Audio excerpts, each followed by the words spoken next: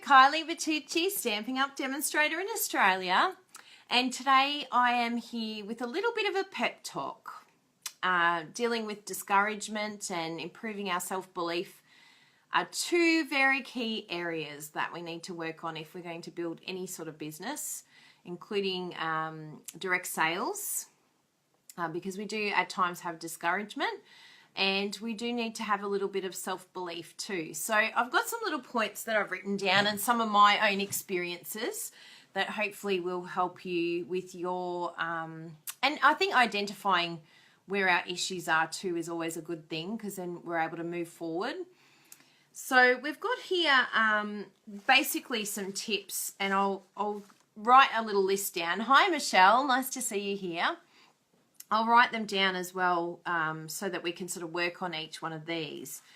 But I think one thing about working in an area with creativity, and I've brought this up in the past before, that creativity is very personal. Hi Rosemary, it's good to see you here. Creativity is very personal, and it's something that is very special to us. So when we create a card or we share something online, we tend to feel like we're giving part of ourselves. It's like we're putting ourselves out there ready to be put under a microscope and to be analysed. And sometimes that can create fear, because what if people don't like it?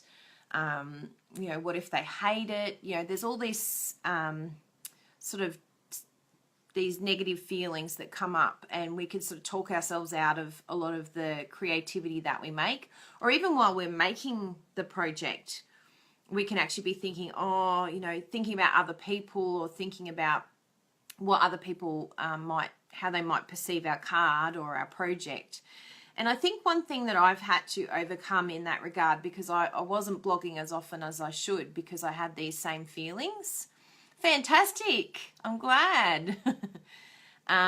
So yeah, one thing that I had to do was realize that I'm creating for me. So when I make a card, I make it the way that I like it. Sometimes I try different things, so it's not necessarily always a particular style, but you know, I know what I like. I know that I like clean. I know that I'm not very fussy with embellishments. You know, I know my style, but it took a while to get there.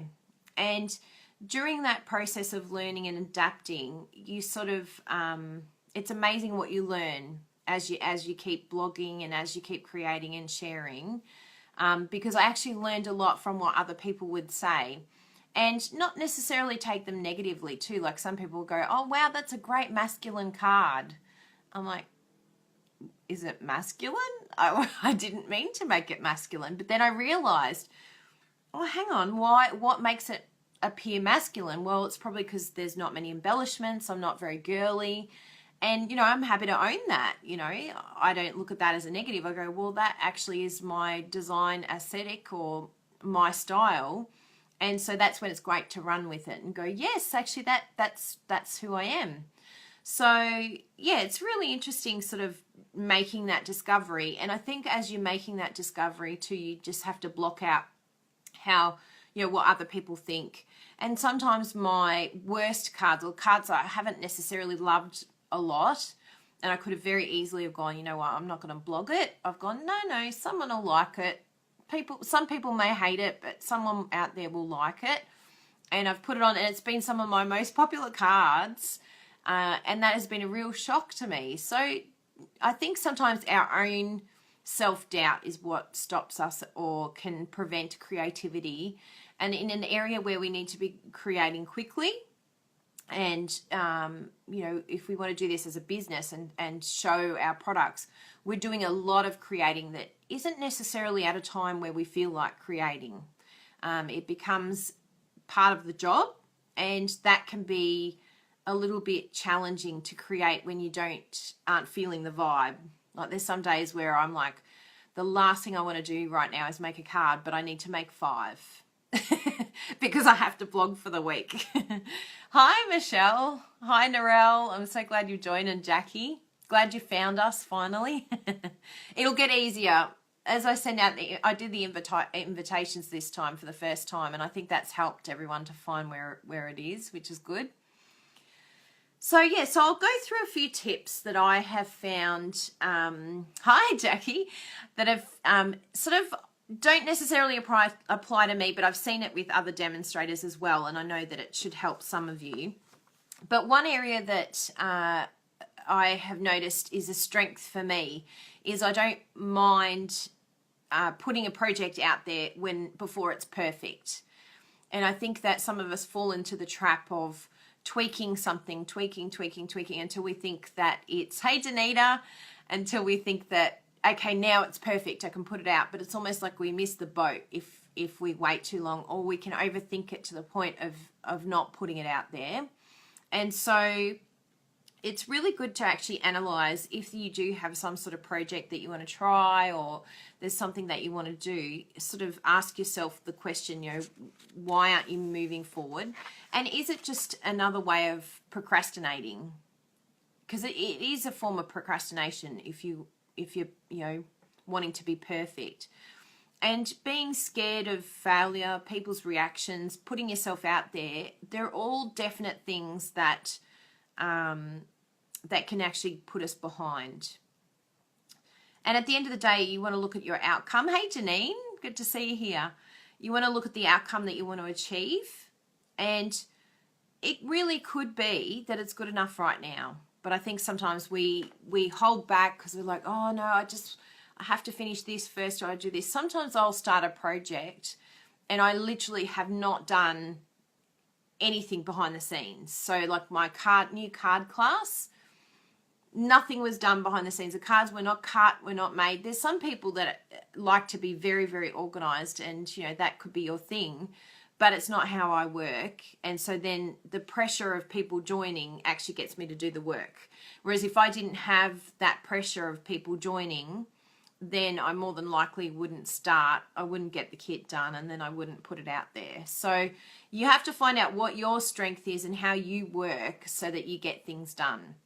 So a lot of things like the blog hops, like we have the team blog hop. I have blog hops that I do with the achievers, the Stampin' Up! Achievers. And I find that by locking myself in and being the organizer, it actually makes me, even Global Design Project, we do the post for that each week. And being part of the organization behind it forces me to get it done.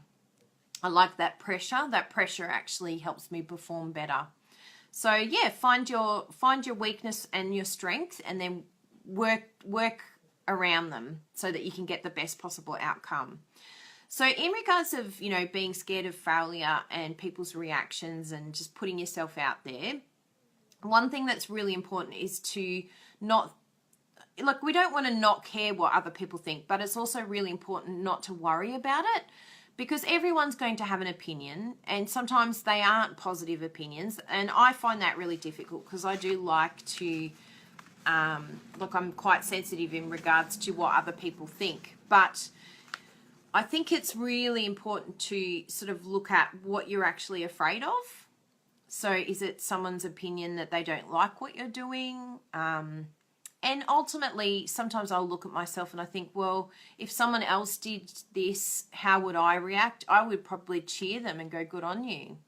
So it says more about the other person than it does yourself if someone says, something negative towards you. So I think breaking down, sometimes when I do the video in the morning, it has a little bit of a glitch in the afternoon. Hello, Lisa.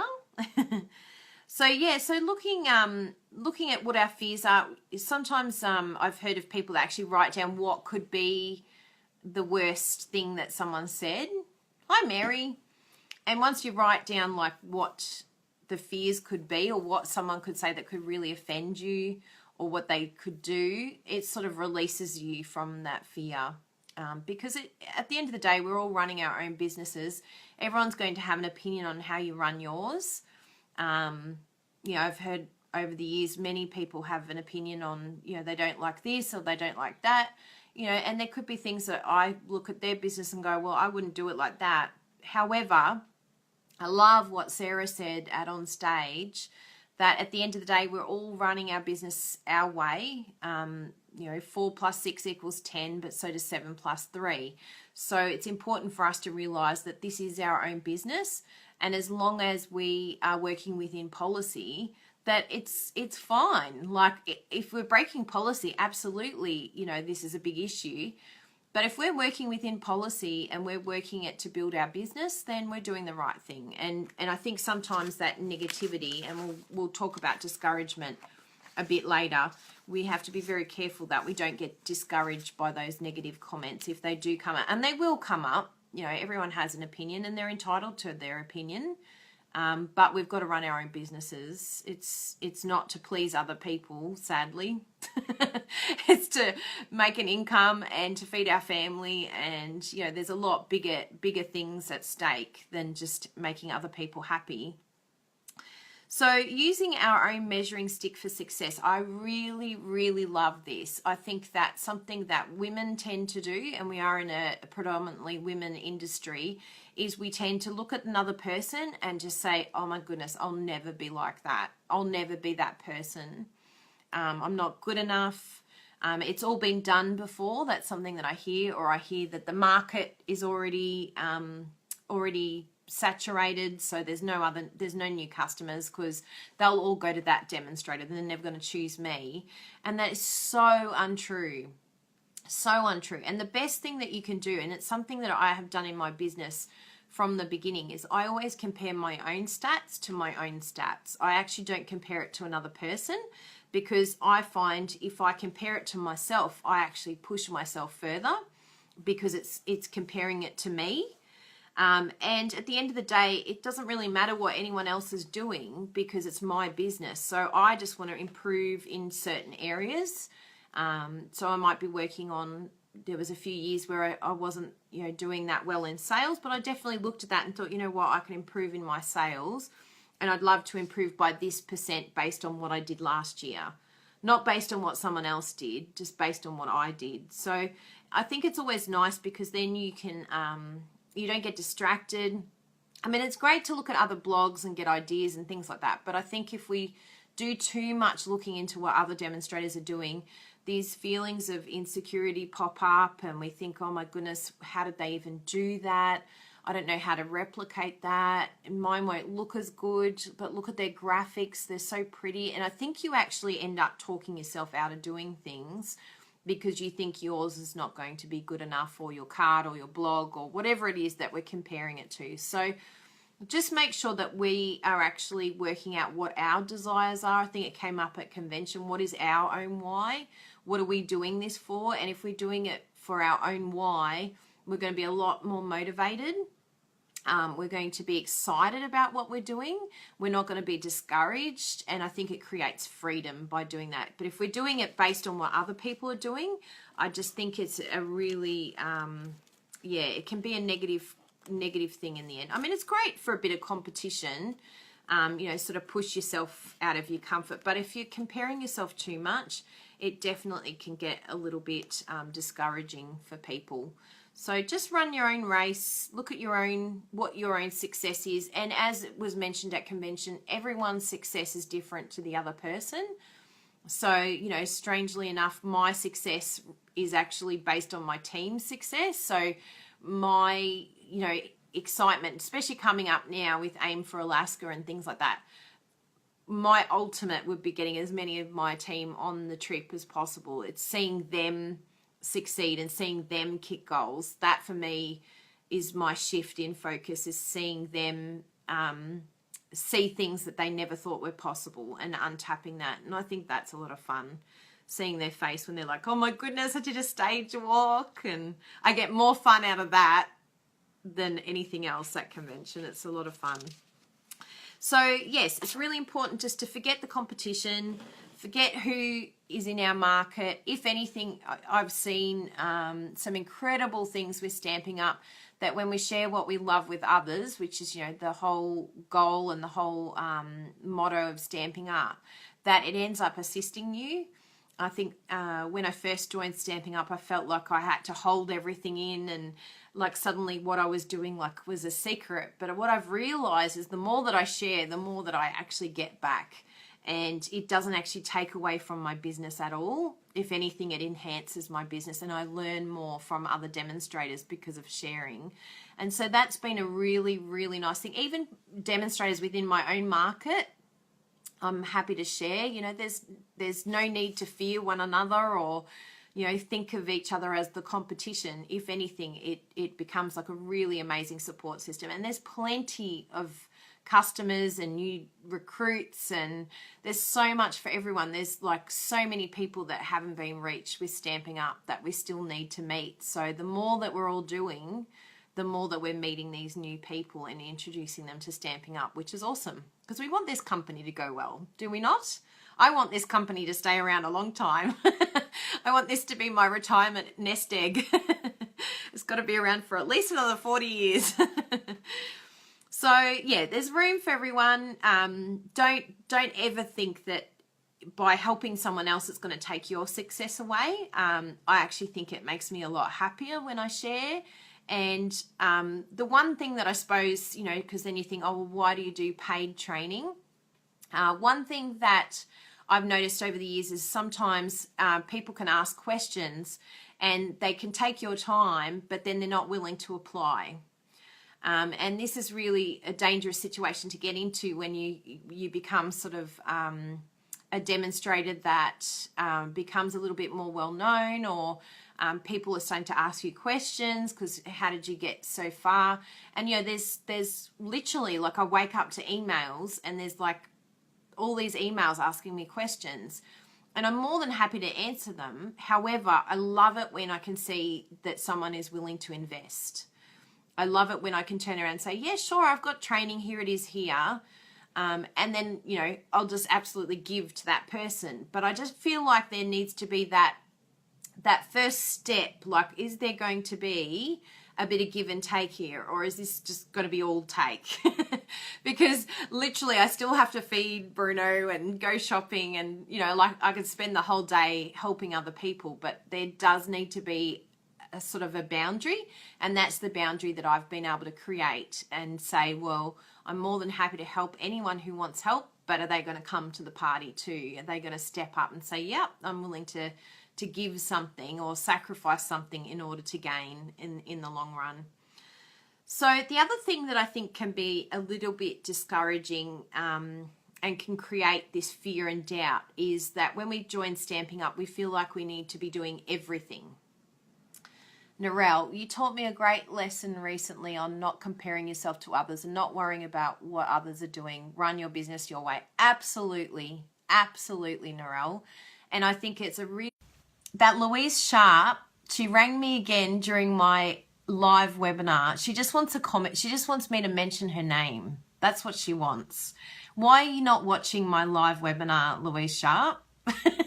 You said you were coming.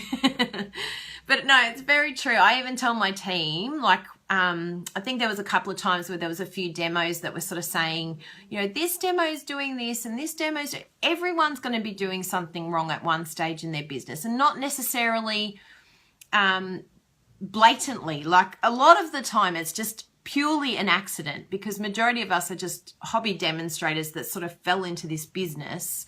And some of us are very good with policy and reading legal jargon, and some of us, like myself, hate it, hate reading it, hate looking at it. But I've got to be all over it because of my job. So it's really difficult when you're first coming into those, you know, beginning stages of Stamping Up. There's going to be a lot of people that do the wrong thing. And majority of the time, crafting people are beautiful people. If you sent them a message and you said, oh, just so you know, I'm not sure if you're aware, but that's actually, you know, something that isn't within policy.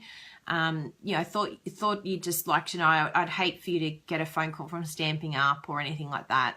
And 9 times out of 10, most Stamping Up people would be like, oh my goodness, thank you so much. That's really sweet of you to message. I'll call Stamping Up and I'll find out, you know, what the policy is, and I'll make sure that I don't do that anymore. And ultimately, I just figure, you know, because I just don't have the time to do that, sadly, even if I did see it, unless it's my own team. And there's 200 in my team to sort of, you know, keep an eye on, make sure that they're all doing everything within policy.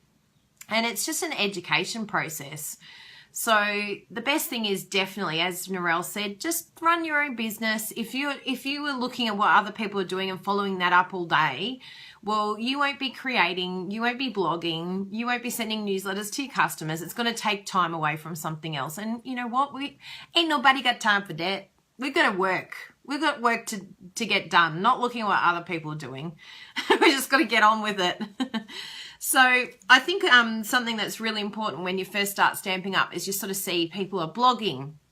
They're on Facebook, they're on Pinterest, they're on Instagram, they're on, all these different platforms. And we think, where do I start? Even now I get overwhelmed with what we need to do to sort of get ourselves out there. And I think the key is just realizing that you don't have to do it all, that it's okay, and that you can just do a few little things that, bit by bit, rather than feeling like you've got to do everything all at once. And, just sort of look at what is important to you. What do you feel comfortable doing? What is your benchmark? Not what is it compared to other people. To think of going from, I'm blogging maybe, once or twice a month. And then you're like, you know what? I'm going to blog daily. Like, that's ridiculous. You can't go from once a month or twice a month to weekly or daily, or, you just build up, start little goals. Say, I'm going to create this many cards, or I'm going to play along with the Global Design Project every week for a month. Just set little goals for yourself that you work on, and don't do too many, because if you do too many, you get overwhelmed and then you end up doing none of them. So just work at one thing at a time, build up, and then just see how you go, and give it a go that way. What's the other thing that I had here in my in my notes? I love this point here, that we just do a little bit of dabbling here, a bit of dabbling there, and then we're in this desperate attempt to feel like we're making progress, but what we're actually doing is just running around like headless chooks. And isn't that true? It's like we just do a little bit of everything, and then it's so much of a little bit of everything that it ends up becoming not worthwhile at all. So focus on one thing, whether it's, blogging, right, I'm going to do blogging, focus on it, and then do it, and just, become good at that, and then add the next thing in, so that you can work out exactly what your why is. So for me, when I started blogging every day, my goal that I wanted to look at was to see my stats go up. So that was my goal. It wasn't necessarily to, become famous and for everyone to know me. No, I just wanted to see my stats rising, and to also see how many subscribers I could get. So that was my little goal. And I would check that every day and see, where the stats had changed. And every time I saw things increasing, that gave me my motivation to keep going. Jessie, I think that's been an issue for me. I'm so inspired to make my business successful, setting all these different goals and struggling to keep up. Yeah. There was a video that I watched from Marie Forleo, and it cracked me up because it's actually very much me. And she said that we can get into like a project smorgasbord. We have so many different projects that we're like, oh my goodness, look at the buffet. I want all these projects. And she was like, step away from the buffet. It's like, make sure that you can actually handle the work that you're taking on. And I'm very much in that place at the moment where I've got to tweak a few things, learn what I need to say yes to and what I need to say no to, and make sure that it is within the time period that I'm giving my work, because it's no good being so thinly spread out that then you can't give your best in each area. So that is a very key area. So when you're feeling a little bit discouraged, I've got a couple of tips here. If you're feeling like, because I think in our Stamping Up business, we can sort of feel like we're treading water and not getting anywhere. And that can get discouraging. You can be like, I've been working so hard for years and I've not seen a thing happen. So sometimes we've got this massive list of things that we want to do, and it just seems way too overwhelming. So I think what is good is knowing that even if you're a high achiever, and the demonstrators that you know, in our eyes, success.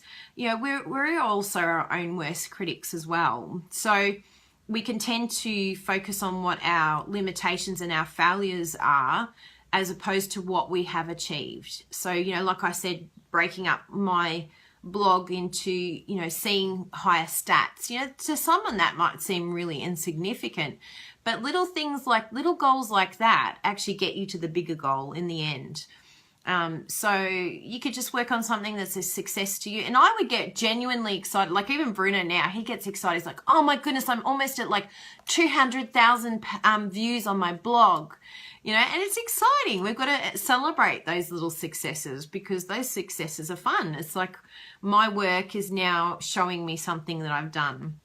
So yeah, it's good to just, you know, look at success and failure as a bit of a mindset. You like the step away from the buffet. Yeah, that's me. Step away from the buffet. Look up Marie Forleo. It's such, I'll put a link to that video. It's so funny. It's really good. So yeah, so just create a mindset where you're actually seeing the goals that you're kicking rather than what you're not seeing. So you're like, I never get any customers. I've never got a recruit. But look at the things that you are achieving and focus on the positive aspects of your business rather than what you're not getting. And if you focus on the positive aspects, the rest will come. I think that that's an important area. But I think too, what's really good with discouragement is taking action. So what we can also tend to do is go, oh, nothing's happening for me. I don't understand. I don't have any customers. I don't have any. And so I can ask people, so what are you doing? Like, what have you done to find customers? I've got a blog. So what have you done on your blog? What have you done to meet new people? Well, I'm online. Okay, so have you done markets? Have you done a class? Have you gone out? Have you done a workshop? Like, what have you actually done to take action in your business to see those results? Those results don't fall on anyone's lap. Like, I can make up to 10 calls a month, cold calls, where I'm ringing people and going, hey, it's Kylie, you're on my newsletter list. You know, do you have any questions about stamping out? And some of them can be like, no, and they're like quite confused as to why I'm ringing them and a little bit apprehensive. And it can be challenging making those calls because they don't know who I am. They're like, who's this random Stampin' Up demonstrator ringing me? This is so weird. But, you know, those sort of things, those challenging things like phone calls and making sure that you're doing a newsletter regularly. And, you know, I had people on my list that have been on my newsletter list for 5 years before they order from me. Like, don't think that this is going to happen overnight. This is like any business. Any business you build takes years and dedicated, like consistent work. Not just, I'll send a newsletter here and I'll maybe blog here. It's like, no, you have to be like on and willing to work hard with no like what appears to be no results. But if you look at, you know, little things like I'd get excited when I hit 100 people have been visiting my blog today. And now I'm in the thousands and it's like, what? Like, what's going on? What is this? So yeah, it's very, very important to start making movement, to think about who you're going to contact, who are you going to touch base with? You know, is there things that you need to work on? But moving forward is a really, really good reminder to yourself of what is possible, because every time you do something and you feel achievement, you can tick it off the list, then it's really amazing at how much that reinvigorates your buzz and optimism and growth. If you're just staying stagnant, you're not doing anything and expecting things to just suddenly fall from the sky, I'm sorry, but you're sadly mistaken. It doesn't work like that. And what's also nice too is to make sure that you're looking after yourself. And this is an area that I really need to make sure of, because I'm doing big, big, long hours. Like even yesterday was, I think probably at least a 13-hour day with very minimal breaks. You know, I had an al desco lunch, sat on my desk in front of my computer and ate lunch. And, you know, these things you know, every now and then it's okay, but if you're doing this consistently, working really, really hard, it's not good for how you feel. So it's always good to make sure that you're not being too hard on yourself, that you're looking after yourself, that you're happy, you're doing things that give you joy, but also making sure that you're tracking your own progress, not in comparison to anyone else, just your own. And, you know, doing like sort of lists, like a little diary. We've got all these beautiful journals, even from Stamping Up, we've got the Onstage diary. Just write things that you feel really proud of in your day that you've accomplished.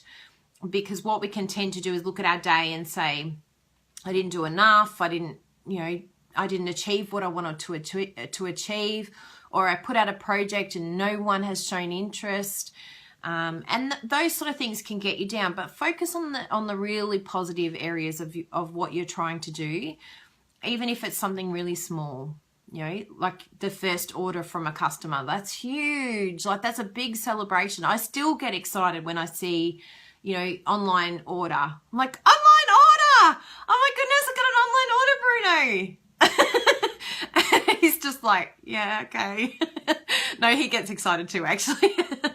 So yeah, and I never tire of seeing like new team member, like, oh my goodness, it's a new team member. It's so exciting. So get excited about the small things that, you know, are really amazing. They're amazing things to celebrate, and never ever take them for granted. Never get to a point where you're like, yeah, whatever, another order.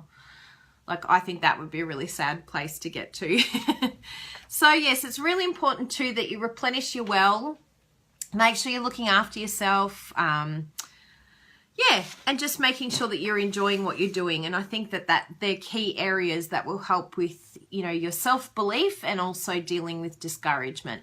So I hope that you've really enjoyed today's little chat. If you have any other further questions, please ask. But these are just areas. Obviously, I'm not professionally trained in this area or anything like that. I'm not a teacher. These are just things that I have picked up along the way with my business and what have helped me.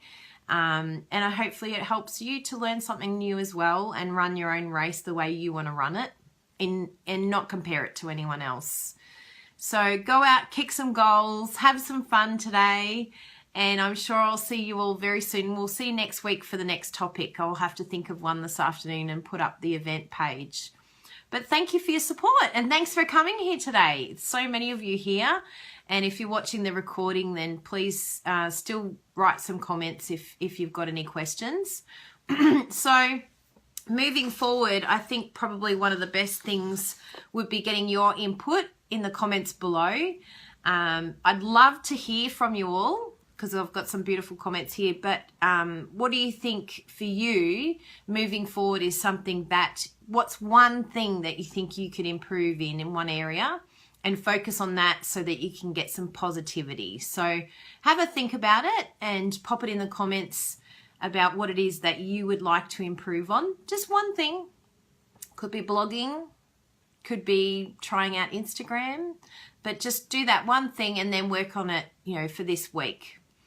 Thank you all for coming. We'll speak to you all soon. Bye everyone. Thank you.